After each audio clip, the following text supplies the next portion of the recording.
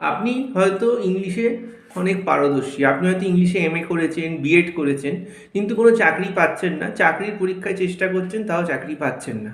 তাহলে আপনি কি করবেন? তাহলে কি শুধু পরীক্ষা দিয়ে যাবেন, বসে থাকবেন?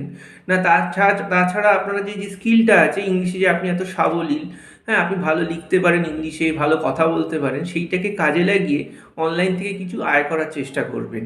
যেমন আপনি কোনো গোস্ট রাইটার হতে পারেন, বা কন্টেন্ট রাইটার হতে পারেন, বা লিঙ্কডইনে পার্সোনাল ব্র্যান্ড বিল্ডিং করার যে সার্ভিসগুলো আছে সেইগুলো দিতে পারেন। তো সেই জন্য আপনার দরকার হচ্ছে একটা ফ্রিল্যান্সিংটা শেখা, এবং কিভাবে এই সার্ভিসগুলো আপনি দেবেন সেটা জানা। তাই আমার মনে হয় শুধুমাত্র চাকরির চেষ্টা করার সাথে সাথে আপনি এই যে ফ্রিল্যান্সিং এবং এই যে জিনিসগুলো, যেটা আপনার যে বর্তমান স্কিল, সেটা কাজে লাগিয়ে যে জিনিসগুলো, সেগুলো আপনি অবশ্যই আজ থেকে ট্রাই করুন। এবং এই ব্যাপারে আপনার কি অভিমত সেটা অবশ্যই কমেন্ট করে জানান। ধন্যবাদ, নমস্কার।